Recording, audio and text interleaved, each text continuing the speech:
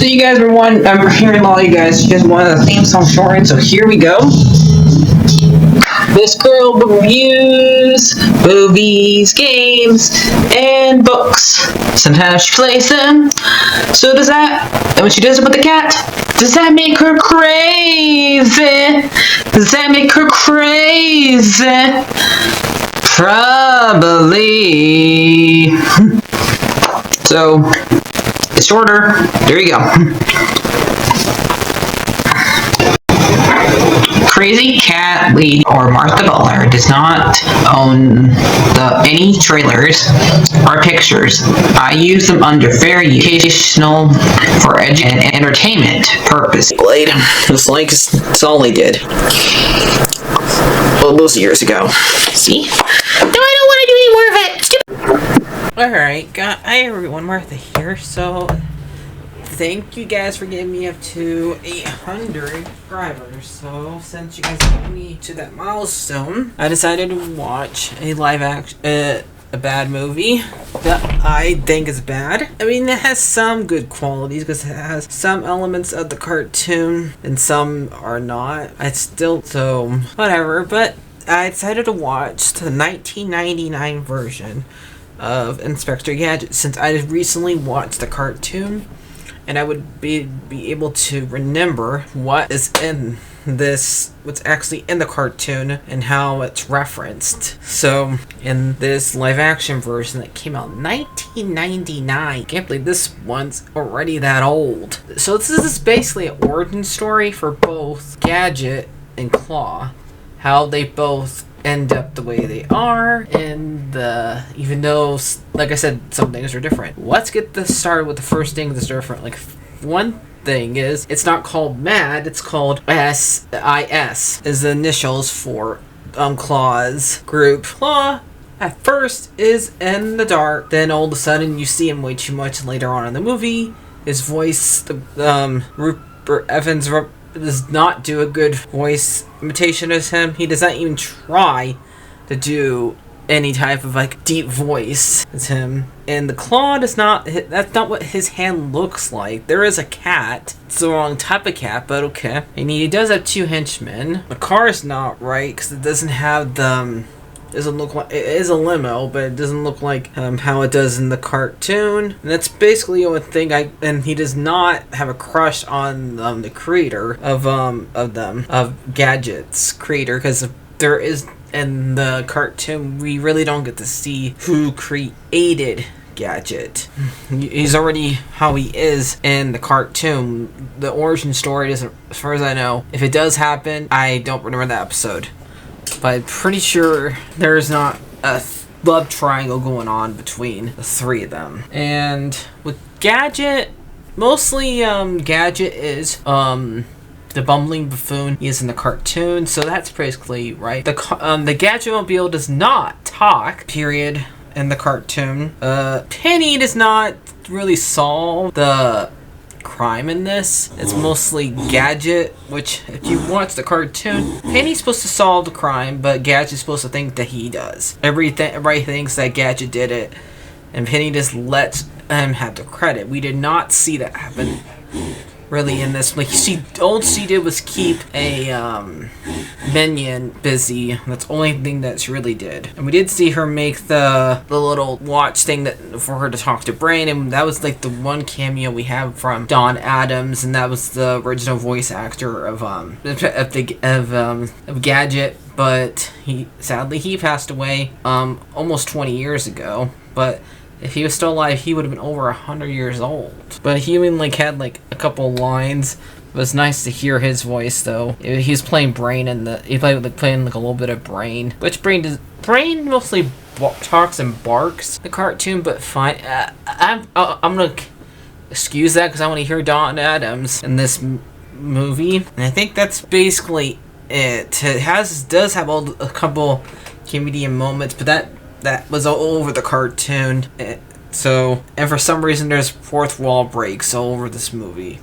I don't know why, but there is. And they don't call him Gadget all that much in this movie. Only one that really calls him Gadget is Claw sometimes, but everybody else does not call him Gadget. They just call him Uncle. Just call him either Brown or John. We never knew what his real name was in the cartoon, but okay. So I think that's basically it for all the things that I got wrong about this. And oh yeah, no, it does not have Penny's computer book thing anywhere in this. I guess she hasn't invented it yet. So I'm gonna call him Gadget, not John, in this thing, because that's what you're supposed to call him. Gadget has a dream of him being a cop, of him saving everybody, saving a bus from hitting a bunch of kids, and everybody congratulating him. Instead, he's now a security guard working with the lady from Liar Liar, and working for how you say her name, Joni Fisher, Brenda, because he has a crush on her, and her dad is an inventor of what makes the gadget stuff, which works on not just chips, works on your heart, not what's on your brain. Because we see him when he's trying to get the foot to move, he's thinking about his wife who has. So you think about your heart when you're doing it, and that's supposed to be like a little bit foreshadowing at the fact that later on, when he no longer has the chip, Gadget's able to still work the machine, where he's still able to live. And we have Claw wanting to take the so he can make his own stuff, and in order for him to take over the world and stuff like that. But he forgets the chip. He makes it where Gadget goes after him and has a bowling ball that lands on Claw's hand, and Claw throws a cigar at him. And at the beginning of this part, he is mostly in the shadows. We see him with his cat, but up until he loses his hand. When he loses his hand, he's way too much in the movie. He should be where we should not see him. Period. I mean, I think I think this actor, Rupert Evan, is doing a great job, and so is Matthew Broderick and Michelle Trent and Belle. All of them are doing a great job being who they are. I just really think they should, because I'm pretty sure Rupert can do a deep voice if they asked him to. So after he gets blown up, Gadget has to learn how to be Gadget and actually learn how to say the words right, which he never really does. He never gets to say them right. Always the wrong thing says wrong, or he doesn't function right, and is somehow, or he does actually helps the bad guys sometimes. I just watched a little bit.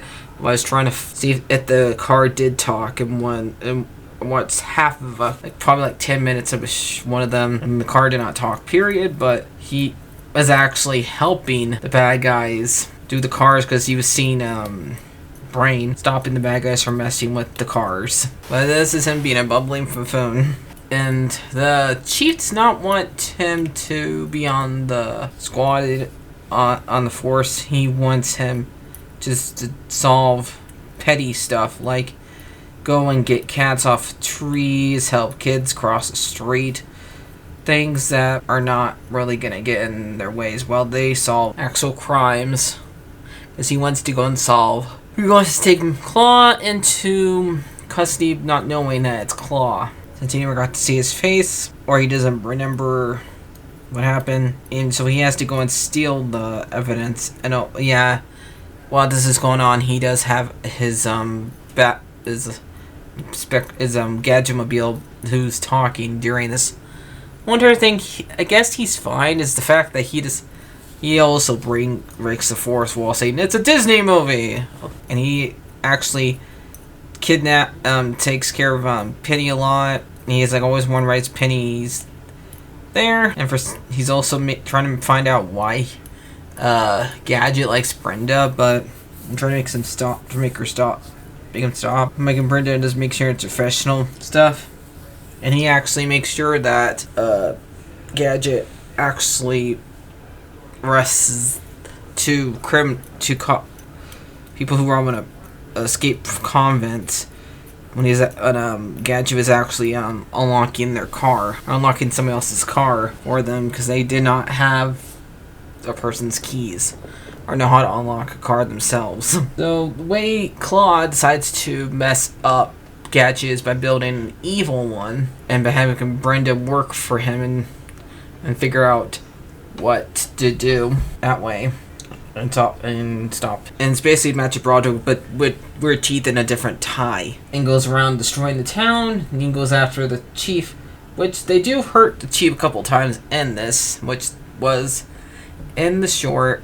It was in the cartoon. Chief always got blown up or got hurt after Gadget told him what the case was. And once he goes after Brenda and tries to save her after he looks at the evidence and finds out, well, really, Penny figures it out and points it out to him. So that's one thing she solves that he doesn't. And he goes and tries to save Brenda, and we see a robot Brenda that Claw made for himself. Then Gadget goes through the vent installation and gets captured by Claw and gets the chip.